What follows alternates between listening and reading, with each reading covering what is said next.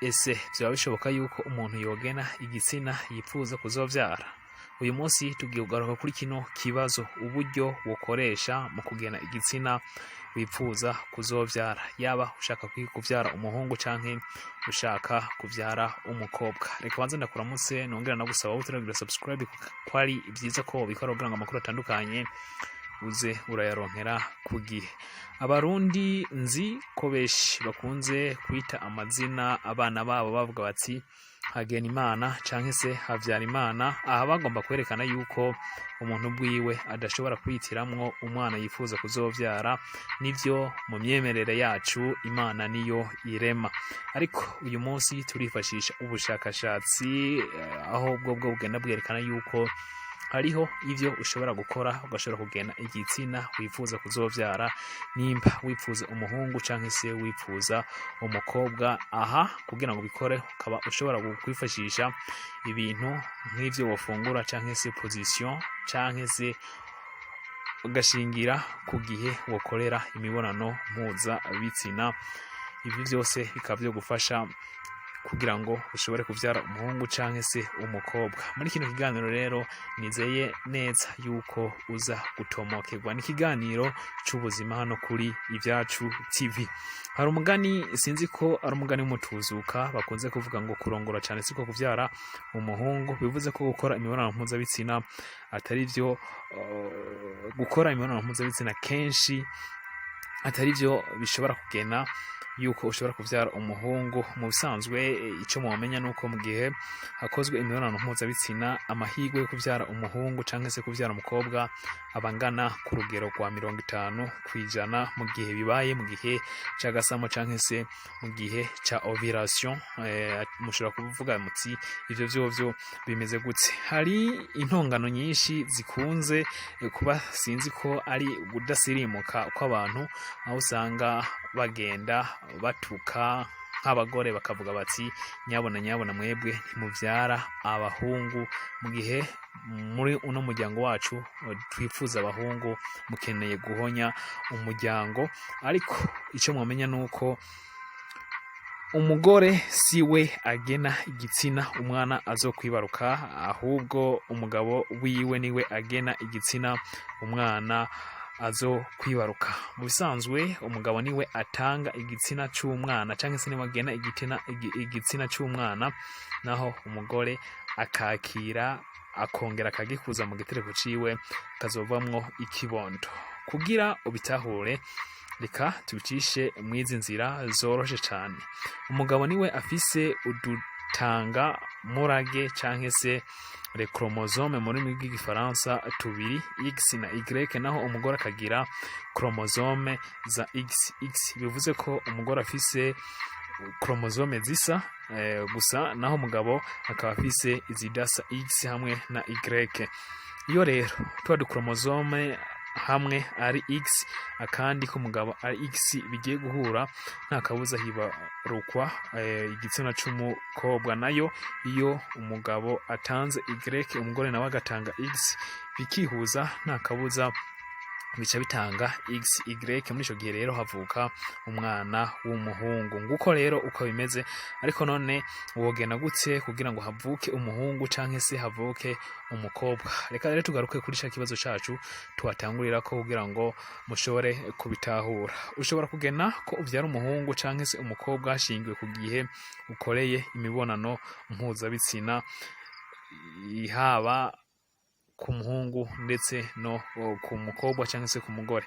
Nimba rero wifuza kuvyara umukobwa, bisaba ko ukora imibonano mpuzabitsina imbere y'imisi mike, mbere yuko haba umunsi w'agasamo canke se umunsi wa ovulation. Imvo nuko intangangabo zivamwo umukobwa za X umugabo asohora mu gihe c'imibonano mpuzabitsina zikomeye cyane, zigenda gake, zinjira mu ruzi canke se muri liquide vaginal, kandi zishobora kubaho igihe kirekire. Mu gihe rero mukoze imibonano mpuzabitsina imbere yuko haba umunsi w'agasamo canke se umunsi wa ovulation, mugaca murindira gato ovulation igahera, nta kabuza haba hari amahigwe menshi cyane yo kuvyara umukobwa.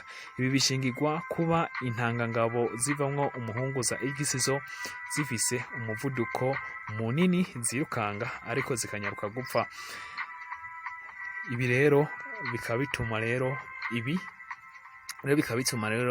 muri ico gihe nta kabuza umukobwa aba ari afise amahigwe menshi yo kwibaruka kubera yuko umuhungu intangangabo za XY zozo ziba zamaze gupfa mu gihe habaye imibonano mpuzabitsina imbere cyane yuko haba umunsi nyezina wa ovulation. Umushakashatsi w'umunyamerika Dr. Sheldon Landrum niwe yashize hanze ubu bushakashatsi. Mu gihe rero wifuza kuvyara umuhungu dushingiye ku bushakashatsi bwiwe nkuko twabivuze aho haruguru, bigusaba kwihoza gukora imibonano mpuzabitsina canke se kwihangana imbere yuko haba umunsi w'agasamo canke se ovulation mu gifaransa, ahubwo ukabikora umunsi w'agasamo canke se ovulation. Iki gihe haba hari amahigwe menshi yo kuvyara umuhungu bitewe nuko intangangabo zivamwo umuhungu zifise chromosome Y zihuta cyane, aho bica binyaruka ko haba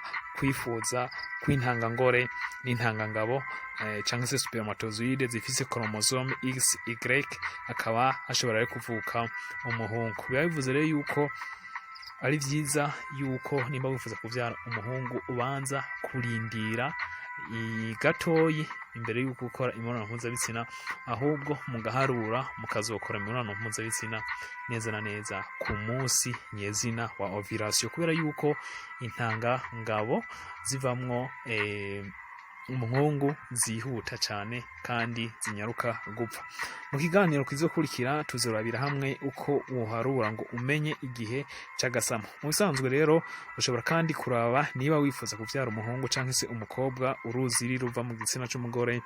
Iyo haba hari amahigwe yo kuvyara umuhungu nayo mu gihe rufata cyane kandi rukomeye, kigihe haba hari amahigwe yo kuvyara umukobwa. Dushingiye kuri ibi murumva rero ko kwihangana gukora imibonano mpuzabitsina imbere canke se kuyikora cyane imbere y'igihe c'umunsi w'agasamo biri mu bituma bishobora kugena amahigwe ushobora kuvyariramwo umuhungu canke se umukobwa. Ubushakashatsi bwerekana kandi ko kumara igihe kinini udakora imibonano mpuzabitsina vyongera intangangabo zifise chromosome XY zishobora gutuma havamwo umuhungu. Rero naho uwofatiraho usanga ariyo mpamvu abagize mariage amahigwe menshi yo kuvyara abakobwa ku nshuro yabo ya mbere aba ariyo menshi, bitewe n'akayabagu kaba gakurikira ico gikorwa, nuko intangangabo zivamwo umuhungu zigahera vuba hagasigara intangangore. Ibi bigashimangira ukungene abana b'ibitware benshi bakunze kuba ab'abahungu, bitewe nuko haba kwiba intangangabo zivamwo abahungu akaba arizo zitangura gusohoka, kuko zozo ziba zifise umuvuduko ndetse zihuta cyane. Uburyo bugira kabiri ni uko ukora imibonano mpuzabitsina cyangwa se position ufata iyo uri kurakora imibonano mpuzabitsina uyikoreramwo, nayo ishobora kugena nimba havuka umukobwa cyangwa se hashobora kuvuka umuhungu. Akarorero, position benshi bita dog style cyangwa se 69 code, aho umugore amera nk'uhenye umugabo akamuturuka inyuma, cyangwa se mu gifaransa bavyitwa encromaque, aho umugore aja hejuru y'umugabo. Izi position zituma igitsina c'umugabo cinjira neza mu c'umugore. Ibi rero bigaha amahigwe menshi yo kuvuka umuhungu kurusha kuvuka k'umukobwa. Itaraho rero mushobora kwibaza ko turiko tubigisha ubusambanyi, ariko ihibambewe izi position n'ingirakamaro kuko mu gitsina c'umugore habamwo ivyitwa acide vyica intangangabo zifise chromosome Y zishobora kuvamwo umuhungu. Rero uko ugenda winjira imbere cyane ahagana mu gitereko, iyi acide igenda ihera, ibiha amahigwe intangangabo zivamwo umuhungu kubaho no gukomeza urugendo rwazo. mu gihe rero igitsina kidashobora kwinjira kure, biha amahirwe intangangabo zivamwo umukobwa kwinjira atankomyi, kuko zo zihanganira iyi aside zigashika ku ntangangore zisanga atakibitangira. Izivamwo umuhungu nazo ziba zamaze gupfa kera kubera ya aside iba mu gitsina c'umugore hakavuka umukobwa uko.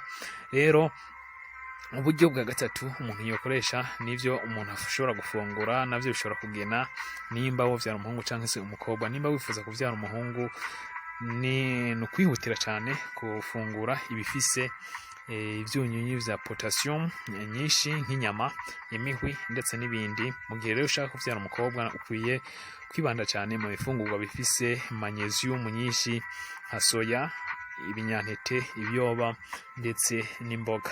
Ivyo nivyo twaguteguriye ushobora kwifashisha kugira ngo ushobore kugena nimba ko gushobora kuvyara umuhungu canke se kuvyara umukobwa. Tuhagarutse kuvyo ushobora gufungura ivyo duhereje ko, ariko kandi twaje kuri position ushobora gufata.